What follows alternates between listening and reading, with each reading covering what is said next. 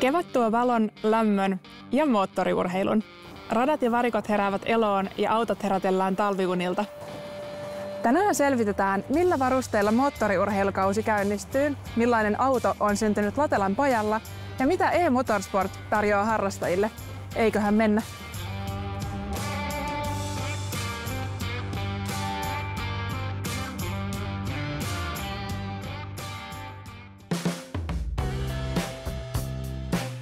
Täällä näyttää upealta. Mitäs teillä on lähtenyt kevät käyntiin varustepuolella? No ihan hienosti, että Suomessahan tuo kausi alkaa käytännössä toukokuussa ja nyt on lumet sulanut, niin nyt ihmiset herää ja siitä se lähtee. No mitkä varusteet on tällä hetkellä kaikista kysytyimpiä? Sanotaan, että se ei vaihtele kauheasti eri vuosina, että keväällä huomataan, että penkki on vähän huonossa kunnossa, kypärä. Voi olla mennyt leima vanhaksi, joku aloittaa uudestaan harrastukseen ja pitää pistää varusteet uusiksi tai on tullut reikä pukuun tai joskus on sitten käynyt niinkin, että se jostain syystä on pienentynyt se puku sitten pesussa talven aikana. Maagisesti joskus niinkin käy. Kyllä. No miten sitten, teilläkin on paljon täällä kypäriä ja ajopukuja. Miten niiden turvallisuus ja käyttömukavuus on kehittynyt vuosien varrella? No koko ajan mennään parempaan suuntaan, että se vähän niin kuin kaikissa käyttövaatteissa ja muuta, niin pyritään tuomaan sitä hengittävyyttä, mukavuutta päällä, kestävyyttä.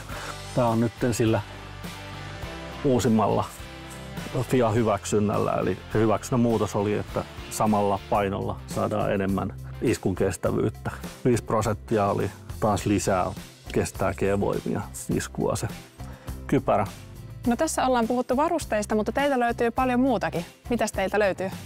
No meillä on tosi iso valikoima, että mehän on kumminkin lähdetty tosiaan täältä moottoriurheilupuolelta. Sen lisäksi sitten niin me on tosiaan laajennettu tässä viime vuosina tosi paljon myös sinne siviiliauton puolelle, varsinkin moottorin osapuolelle. Me maahan tuodaan muualta maailmasta niin itse maahan ja toimitaan tukkurina ja sitten jälleenmyyjänä, että löytyy männät ja kiertokanget ja laakerit kaikki tämmöiseen yleiseen korjaukseen, että on se sitten nykyauto tai vanhoja autoja, mihin pystytään tarjoamaan tuotteita.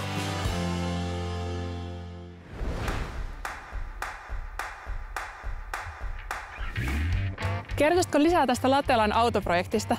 Pari vuotta sitten saatiin yhteydenotto Latelalta, että ne lähtis tekemään tämmöistä ralliautoprojektia, että oli juniori- ja senioritiimi, niin ne päätti, että ne rakentaa kilpaa ralliautoja. Päätettiin lähteä ihan isosti siihen mukaan. Et tiedettiin, että meidän valikoimasta löytyy hyvin pitkälti kaikki tässä tarvittavat tarvikkeet ja osat. Tämä oli tietysti se meidän ydinhomma, niin tämä moottoripuoli, niin käytännössä niin kuin ulkokuori on sitä uudempaa Mondeoa ja muuta, mutta sitten se on vielä uudempaa sisältä, että sinne on sisäpuolelle me on toimitettu kaikki kilpaosat, mitä kilpamoottoriin tarvii ja myös tuossa ulkopuolella näkyvät, että bensan syötöt ja muut. Niin kaikki, mikä näkyy, niin oikeastaan meidän valikoima. No miten kauan tässä projektissa kesti ja mitä kaikkea siihen kuuluu? Lauri tuli tuohon tiskille ja sanoi, että tämmöinen projekti, että auto on hylsy, missä ei ole mitään kiinni ja on päättänyt 6 viikossa tehdä siitä ralliauton, niin oltiin vähän sitä mieltä, että ei tule onnistuu, mutta otettiin haaste vastaan ja luvattiin auttaa parhaamme mukaan. Ja niin ne kävi, että silloin tosiaan tarkalleen sinä päivänä, kun se piti olla valmis, niin se oli sitten valmis ja seuraavana päivänä oltiin jo ajamassa kilpaa. No millainen vastaanotto autolla on ollut ja millaista huomiota se saa?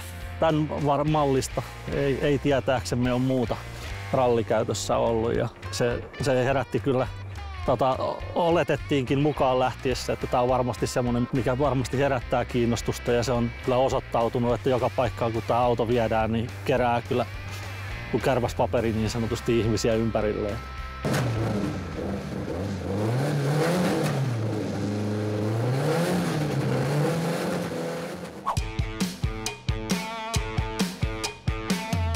Nykyään voi virtuaalisesti kokea vauhdin huumaa ja varusteet kehittyy jatkuvasti. Miten e-motorsport näkyy täällä teillä?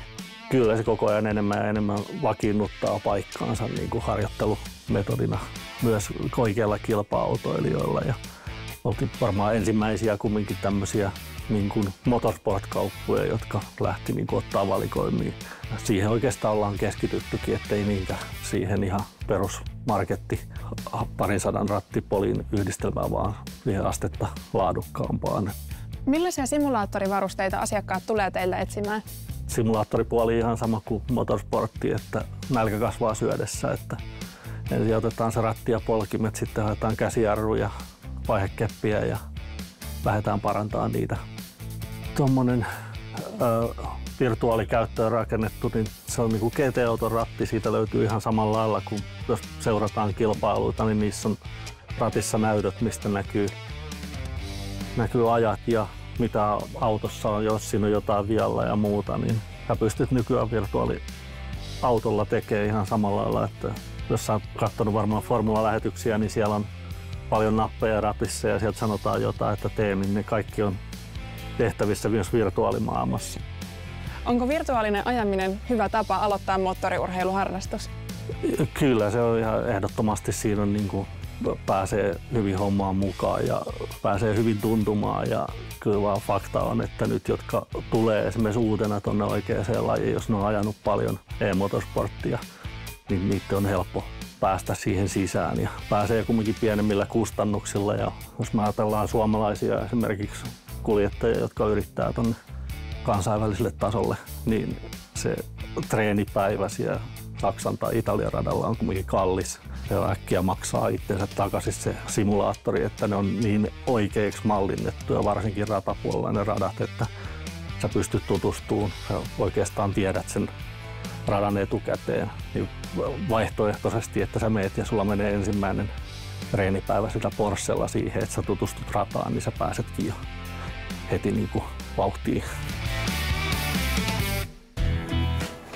Oli kyseessä oikea auto tai virtuaalinen, niin vauhdinhuuma, sitä ei voita mikään. Ei muuta kuin kaasua kohti kesää. Lue lisää osoitteesta teknavi.fi.